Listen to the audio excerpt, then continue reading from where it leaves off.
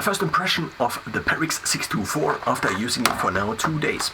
The main idea about the split keyboard is that you take your normal keyboard and instead of having your hands together like this on a space apart maybe 15 centimeters, at least if you take kind of the middle of the hand, that you now take the keyboard and split it apart.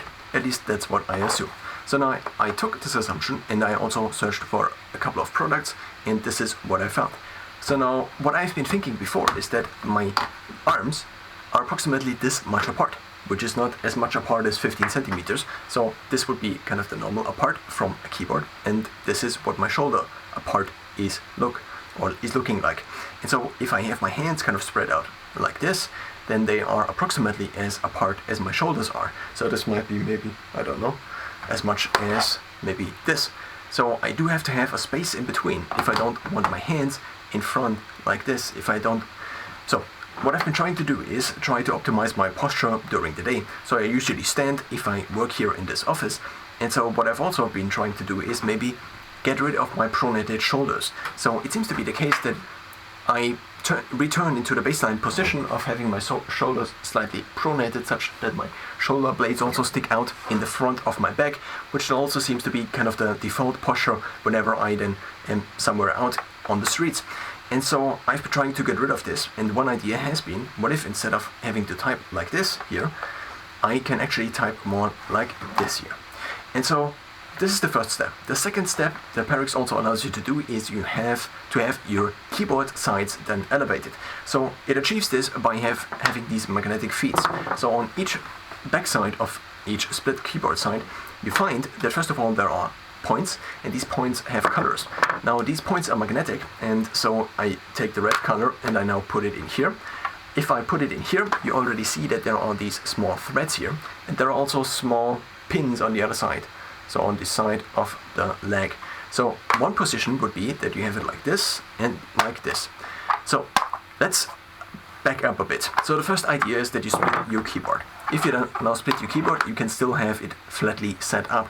The next idea would be to now elevate it slightly, such that if you have your hands, then you don't have to additionally rotate your hands whenever you're working, but you can just have them in kind of the normal position, which then would be kind of like this, or maybe even like this, but you cannot really type upwards, at least at this point in time. You have to have the device stand on something. Now, if you have it like this, then it would be somewhat useful to have the keyboard like this even, but this currently seems to not be implemented in a device like this. So what you kind of can get is to elevate the device in a way that then looks like this. So slightly elevated basically to the middle of your body.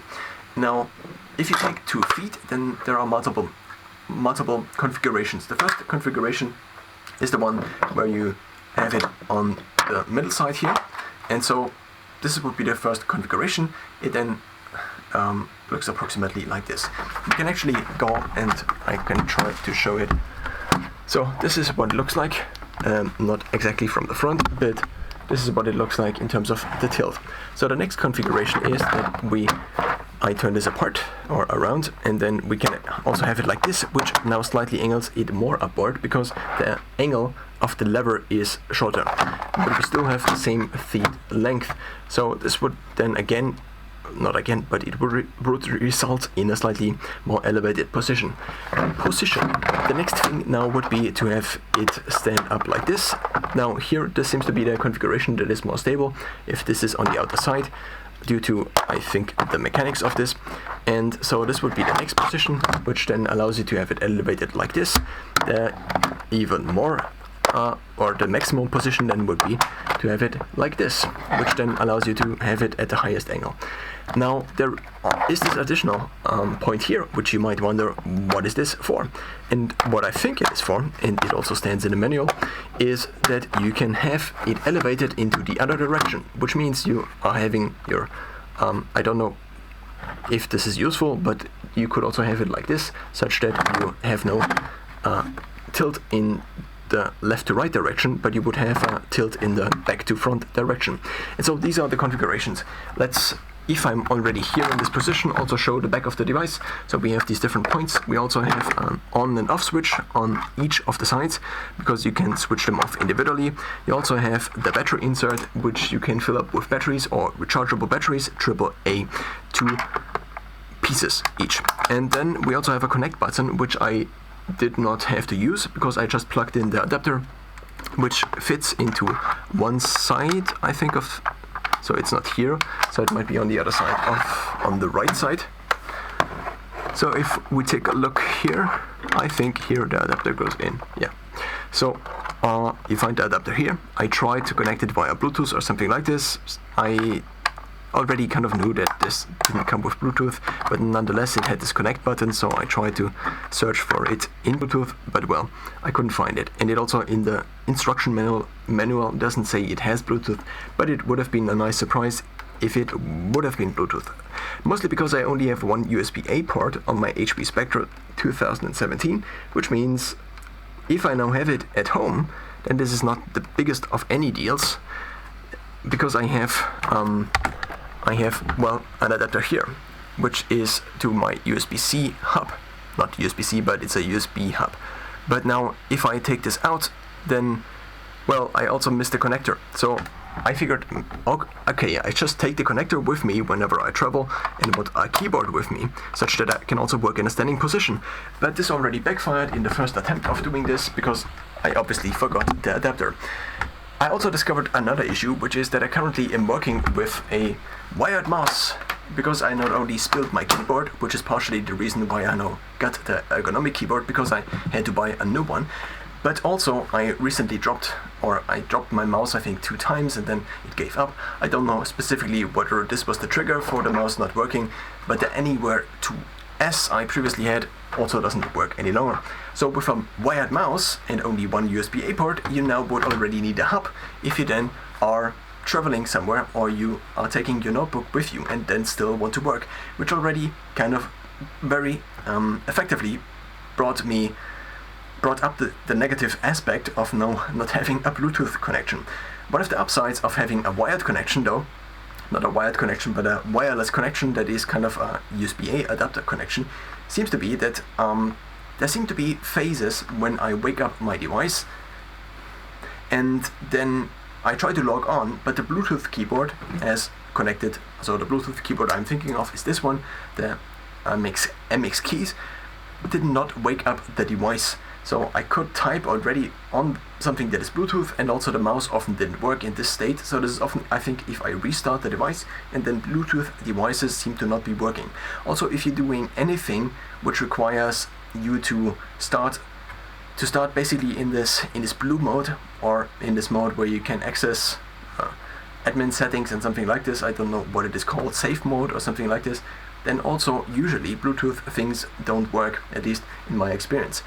Which then means that if you have to use your keys, this could be a problem.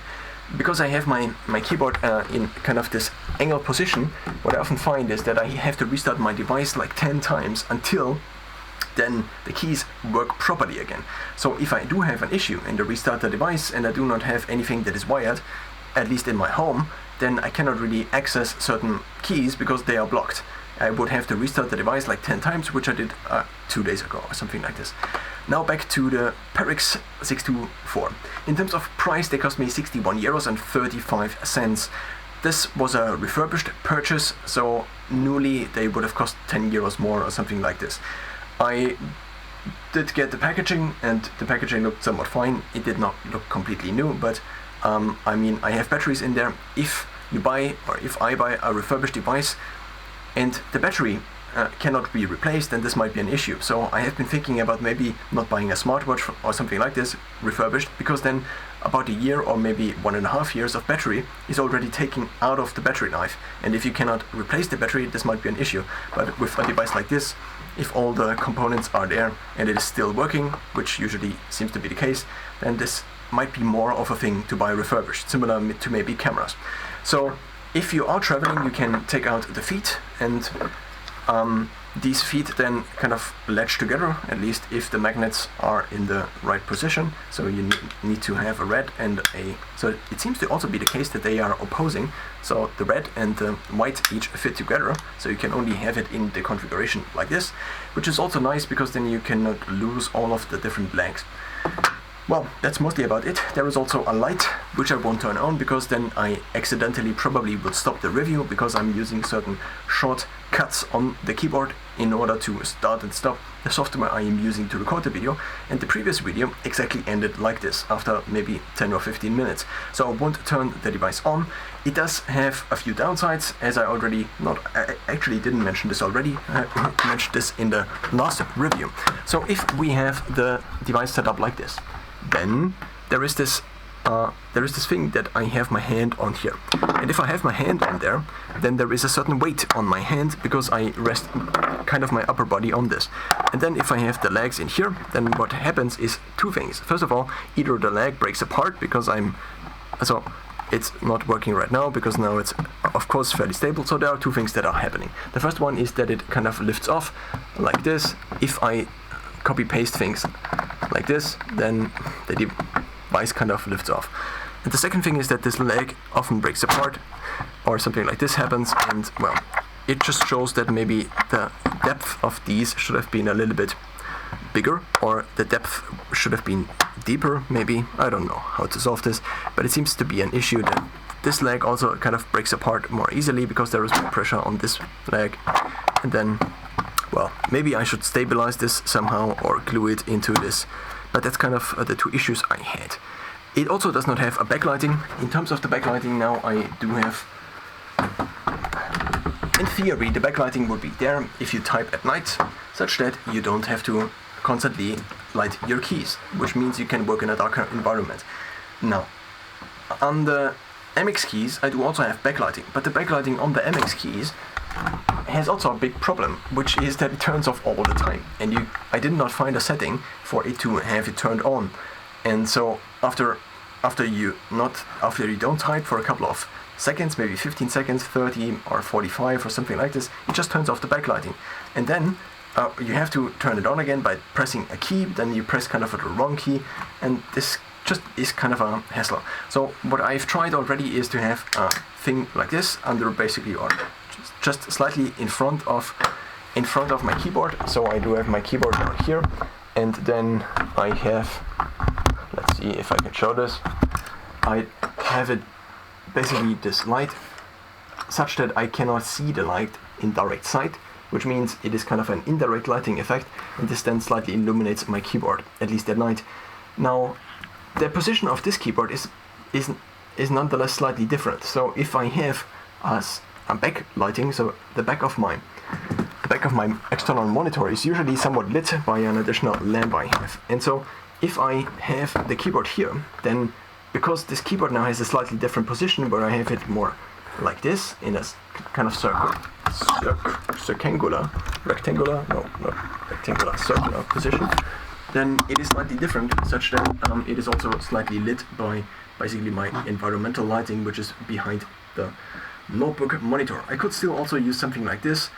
If you're then traveling again, then this obviously is a problem, but well, so much about the backlighting. So the big two downsides I would say is, or maybe three. First of all, the lack of Bluetooth. Second of all, the lack of backlighting. And third of all, the instability of the legs, or the slight instability of the legs. The problem that it kind of lifts off, and also the problem that this leg is then not stable enough to not cause any issues. It would have been nice though if it was a product like this, but well, it's not.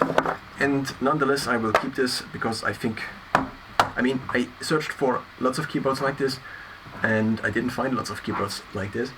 And so it also is black, which is my preferred color for devices like these.